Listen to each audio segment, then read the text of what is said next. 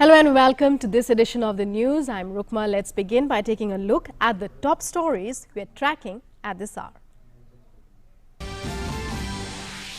Cabinet approves hydropower project worth 1810 crore rupees in Himachal Pradesh on river Satluj today. Also approves MOU between India and Israel on cooperation in the field of health and medicine.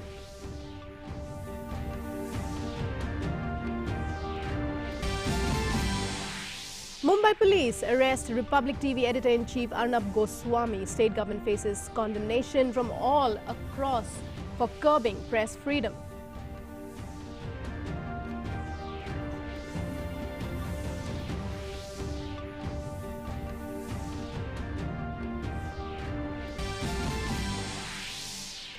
Union Minister of Information and Broadcasting Prakash Javadekar says the arrest is reminiscent of emergency days, condemns Congress for fascist mindset at display in Maharashtra.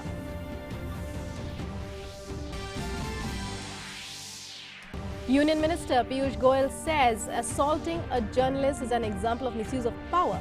Smriti Irani appeals not to support suppression.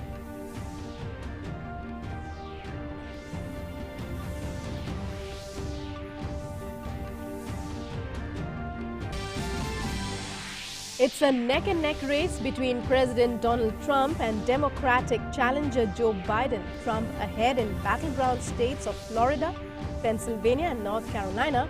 Biden leads in California, Arizona and Iowa.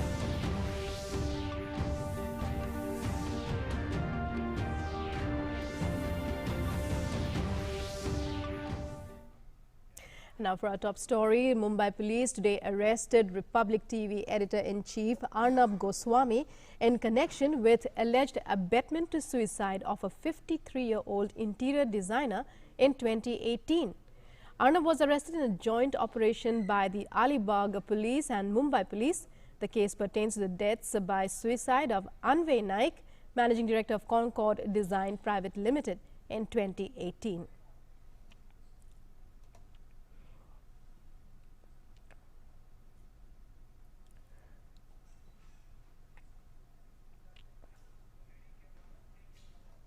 And Arnab Goswami's lawyer, briefing media, said that his arrest was not informed to his wife either. He was assaulted by 2 police officers. His family members were pushed and the house was cordoned off for 3 hours, and added that Arnab has appealed for public support. Arnab Goswami was physically assaulted in his house by 2 police officers. His house was cordoned off for 3 hours. There are abrasions on his hand here, on his left hand. He has an already existing injury on his hand, where that was also tried to be torn apart by the police. His arrest was not informed to his wife, but his arrest Panchanama says that he was informed to his wife. So he appeals to the citizens of India to support in this case, especially when the FIR has been closed by a closure report in form of Form A. So there was no FIR, and after the closure of the FIR, there is a re-investigation done by this police station, where in that re-investigation he has been arrested. It appears to be so. We still do not have any police papers in our hand. And after Republic TV editor Arnab Goswami's arrest, Union Minister of Information and Broadcasting Prakash Javadekar slammed Maharashtra police's attack on press freedom and compared it to those of emergency days. In a tweet, the Union Minister said, I quote, "We condemn the attack on press freedom in Maharashtra. This is not the way to treat the press. This reminds us of the days of emergency when the press was treated like this." Attacking Congress President Rahul Gandhi and Sonia Gandhi, Union Minister further added, "We condemn the Congress led by Sonia Gandhi and Rahul Gandhi for its fascist and emergency mindset, which is on display in Maharashtra."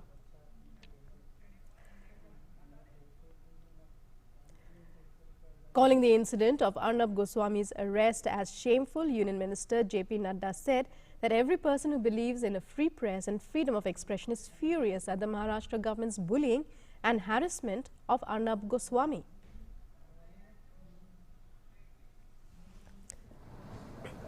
हमारे Republic channel के editor in chief Arnab Goswami को गिरफ्तार किया गया है। वह बताता है कि कांग्रेस की मानसिकता और महाराष्ट्र सरकार की मानसिकता किस तरीके से प्रजातंत्र का गला घोटने पर उतारू है और आमदा है।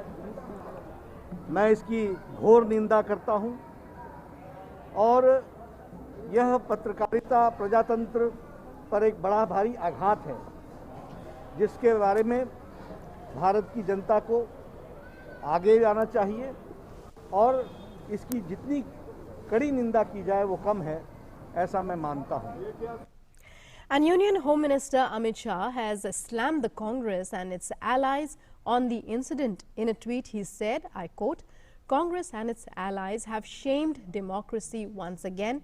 Blatant misuse of state power against Republic TV and Arnab Goswami is an attack on individual freedom and the fourth pillar of democracy. It reminds us of the emergency. This attack on free press must be and will be opposed. Union Minister Piyush Goyal said assaulting a journalist is an example of misuse of power. In a tweet, he said, I quote, strongly condemn this attack on freedom of press in Maharashtra.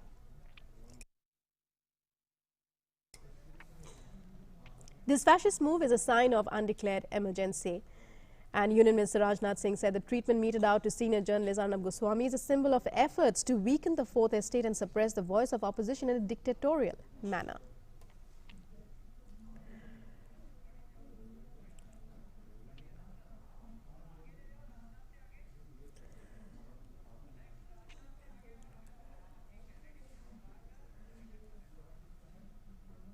Slamming the Maharashtra government, Union Minister Ravi Shankar Prasad said that the arrest of senior journalist Arnab Goswami is seriously reprehensible, unwarranted and worrisome. We had fought for freedoms of press as well while opposing the draconian emergency of 1975. In a series of tweets, the Union Minister said, Sonia Gandhi and Rahul Gandhi have openly attacked the Narendra Modi government through motivated charges of attack on institutions. Yet, they are completely silent when their own government in Maharashtra is blatantly suppressing freedom of the press. Textbook case of hypocrisy. He further added that one can differ, one can debate and one can ask questions too.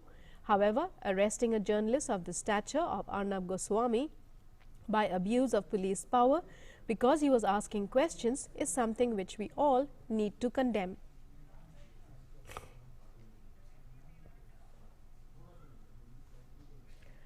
Union Cabinet Minister Smriti Irani also tweeted and said, those in the free press who do not stand up today in support of Arnab, you are now tactically in support of fascism. You may not like him, you may not approve of him, you may despise his very existence, but if you stay silent, you support suppression. Who speaks if you are next? Devendra Fadnavis said the Mumbai police today arrested Republic TV editor-in-chief Arnab Goswami in connection with alleged abetment to suicide of a 53-year-old interior designer in 2018. Joining the momentum on Arnab Goswami's arrest, the former chief minister of Maharashtra said, although emergency was defeated in 1977, the mentality is still alive. Today, supporters of emergency, Congress and Shiv Sena displaying the same undemocratic brutality to crush any voice of dissent.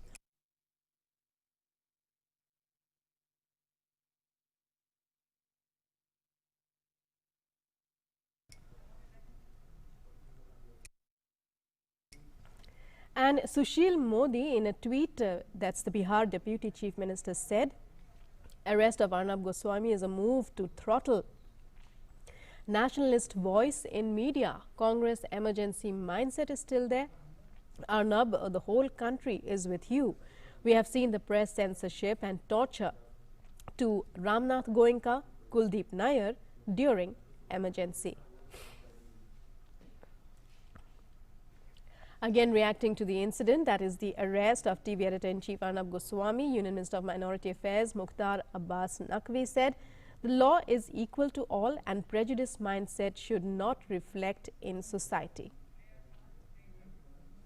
कानून जो है वो सबके लिए समान है, लेकिन कहीं पर भी प्रेजुडिस माइंडसेट के साथ किस तरह की हरकतें नहीं दिखाई देनी चाहिए।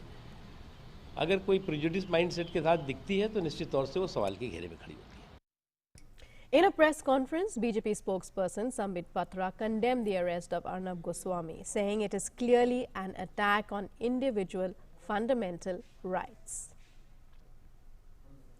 Such dastardly action against the press against the people who dissent is an attack on the fundamental right of not only the press, the reporters, the editors, but also the fundamental right, is an attack on the fundamental right of the core of this democracy called India. The Union Cabinet has approved 1,810 crore rupees investment proposal for the 210 megawatt Luhri Stage 1 hydropower project on the river Satluj. The project will be commissioned within a span of 62 months, will also lead to reduction of 6.1 lakh tons of carbon dioxide from the environment annually. Himachal में Luhri hydro project करने का निर्णय लिया गया। 210 megawatt का ये बिजली का प्रोजेक्ट 1810 करोड़ रुपए के लागत से बनेगा। इससे 775 करोड़ यूनिट हर साल बिजली मिलेगी। इससे 2000 लोगों को प्रत्यक्ष और अप्रत्यक्ष रोजगार के अवसर मिलेंगे।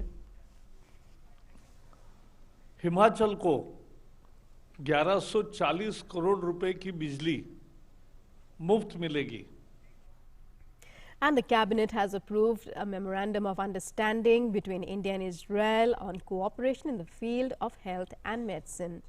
It further approves signing of an MOU between India and the UK on cooperation in the field of telecommunication or ICTs. 4 समझौते भी हुए, 3 मेमोरेंडम ऑफ अंडरस्टैंडिंग है और एक एग्रीमेंट है। भारत और इजरायल के बीच में हेल्थ और मेडिसिन के क्षेत्र में और भारत और इंग्लैंड के बीच में भी स्वास्थ्य की सेवाओं के बारे में मेडिकल प्रोडक्ट्स रेगुलेशन के संबंध में समझौते हुए हैं। भारत इंग्लैंड के दरमियान और एक समझौता हुआ है टेलीकम्युनिकेशन और आईसीटी के बारे में। दोनों देश सहयोग से काम करेंगे। और एक भारत और स्पेन में समझौता हुआ है जिसमें scientific and technical collaboration in astronomy ये तैयार करने का दोनों का तय हुआ है। As the counting of votes for the 2020 US presidential election continues, US President Donald Trump, addressing a press conference at a little past 2 a.m. on Wednesday local time, accused the Joe Biden campaign of election fraud, saying he would move the US Supreme Court in this regard.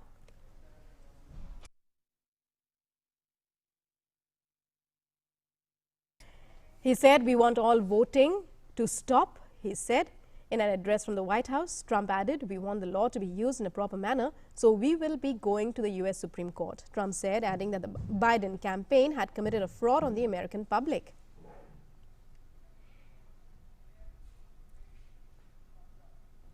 So our goal now is to ensure the integrity for the good of this nation. This is a very big moment. This is a major fraud in our nation. We want the law to be used in a proper manner. So we'll be going to the US Supreme Court. We want all voting to stop. We don't want them to find any ballots at 4 o'clock in the morning and add them to the list, okay? It's a very sad moment. To me, this is a very sad moment, and we will win this, and as far as I'm concerned, we already have won it. So I just want to thank you.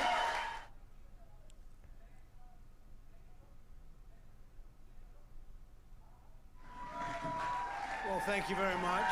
President Donald Trump thanked the voters for their tremendous support from the White House. He said that we are getting ready for big celebrations.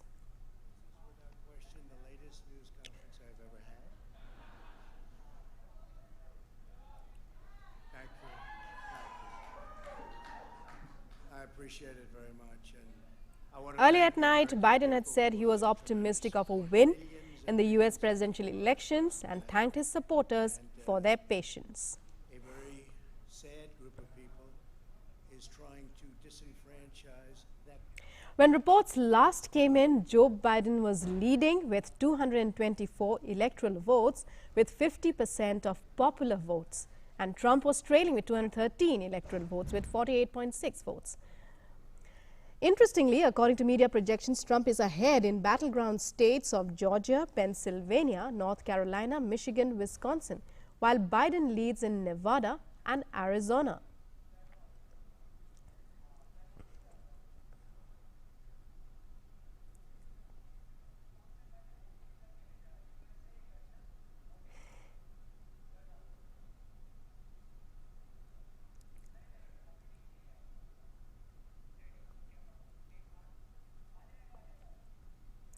And inmates at the Denver County Jail in Colorado cast their vote for the first time as the newly appointed Denver County Sheriff gave the go-ahead to those who are awaiting trial or serving time for a misdemeanor offense, so long as they are eligible to vote. Meanwhile, drones captured Indiana voters lined up to vote in the town of Ingalls. Voters were seen wearing masks and maintaining social distancing to guard against the spread of coronavirus. Houston's Mayor Sylvester Turner rode in a horse-drawn carriage to vote. Texas voters also arrived in true Texas style by horse to vote at a polling station in Houston. Texas is the second largest U.S. state and is traditionally a Republican stronghold, but polls show a tight race this year between President Trump and Democrat candidate Joe Biden.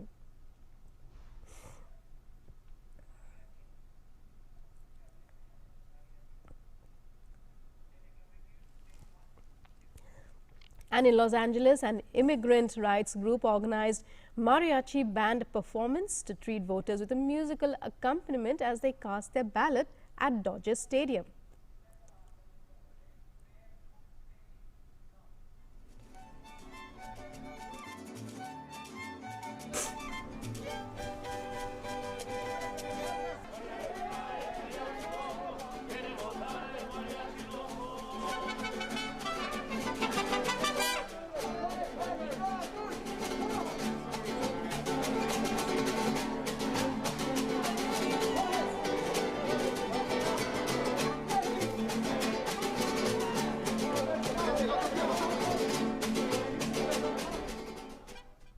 And now for some election news from back home. In Bihar, campaigning for the third and final phase of elections will come to an end tomorrow. In this phase, 78 constituencies spread over 15 districts, including Kishanganj, Katihar, Madhepura and Supaul will go to polls on the 7th of November. Polling for the by-elections to Valmiki Nagar parliamentary seat will also be held simultaneously. Stalwarts of the BJP, RJD and Congress are addressing a series of election meetings. Leaders of the left, including Rashtriya Lok Samta Party and Hindustani Awam Morcha Hum, are also busy in addressing rallies and roadshows.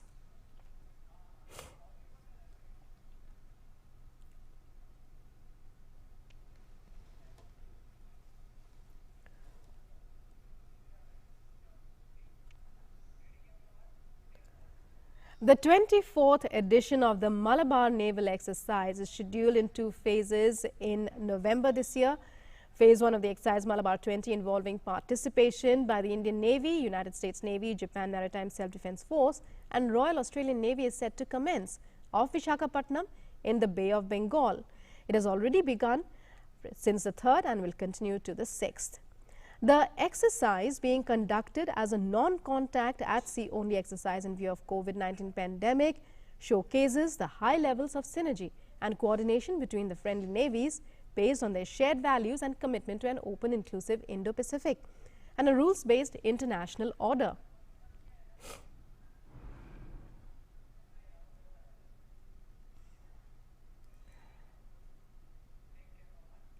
Australia will join the Malabar Naval Exercise involving India, US and Japan. Australian Defence Minister Linda Reynolds said the Malabar drill is a milestone opportunity for the Australian Defence Force. Also that the exercise showcases the deep trust between the 4 major Indo-Pacific democracies and their shared will to work together on common security interests. The annual naval exercise, Malabar 2020, is expected to be held in the Bay of Bengal and the Arabian Sea later this year.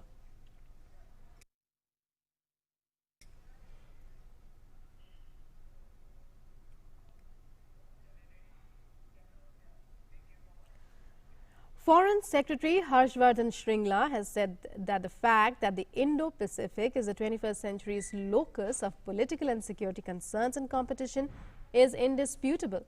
He was speaking on India's foreign policy in a post-COVID world at Policy Exchange in the UK on Tuesday. The Foreign Secretary stressed that in the 21st century, the interconnectedness of the Indo-Pacific is finally coming into full play. He added that a motivating factor is the region's emergence as a driver of international trade and well-being. The Indo-Pacific Ocean System carries an estimated 65% of world trade and contributes 60% of global GDP. 90% of India's international trade travels on this water. The Foreign Secretary stated that for India and for many others, the shift in the economic trajectory from the Atlantic to the Indo-Pacific has been hugely consequential. He also said that the rise of China and the imperative for a global rebalancing have added to the mix. He further stated that a rules-based international order is achievable only with a rules-based Indo-Pacific. Prasar Bharati and Bhaskar Acharya National Institute for Space Applications and Geoinformatics, Ministry of Electronics and Information Technology, have signed an agreement today to make 51 direct-to-home education TV channels.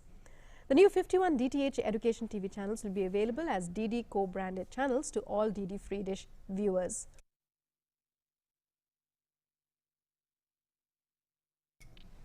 These educational channels seek to provide quality educational programs, including to those in rural and remote areas. Prasar Bharati and Ministry of Electronics and Information Technology Services will be available free of cost for all viewers.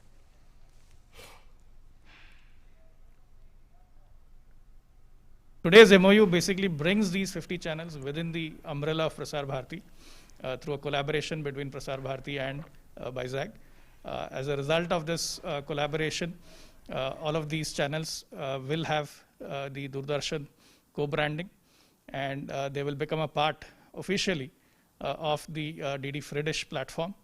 And the Doordarshan authorized set-top boxes will have a menu option where you can browse and discover these channels. And we see this as a very important step, especially in this environment during COVID-19. And let's now take a look at COVID-19 updates from across the country. The government's tough measures against COVID have successfully yielded results with an exponential rise in recoveries. India has achieved several significant milestones in the fight against COVID. The gap between active cases and recovered cases has crossed 71 lakhs. The national recovery rate has further escalated to 92.09%. In the past 24 hours, over 53,357 patients have recovered, while the Health Ministry has informed that the total recovered cases have further improved to 76,56,478. The gap between active cases and recovered cases has widened to 71,22,691. In another achievement, active cases have drastically declined below 5.4 lakh and now stand at 5,33,737. The caseload of active cases has declined to 6.42% of total cases of COVID. And now let's take a look at updates on the COVID pandemic from across the world.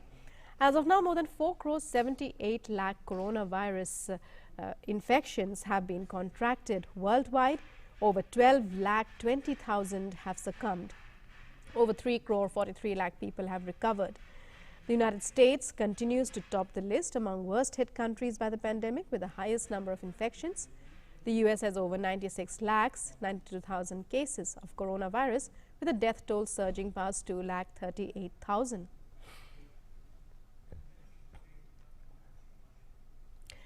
Striker Diogo Jota netted his first hat-trick for Liverpool as they thrashed Atlanta 5-0 on Tuesday in a blistering performance to go 5 points clear at the top of Champions League Group D after 3 straight wins.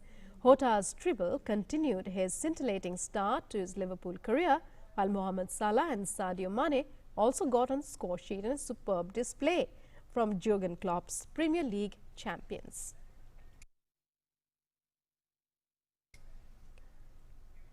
Manchester City made it 3 wins from 3 matches to start their 2020-21 UEFA Champions League campaign, courtesy of a 3-0 win over Olympiacos. A well-taken goal from Ferran Torres and another thunderous finish from Gabriel Jesus was enough to bag all 3 points for the citizens, who added a third late on through a fine Joao Cancelo curler.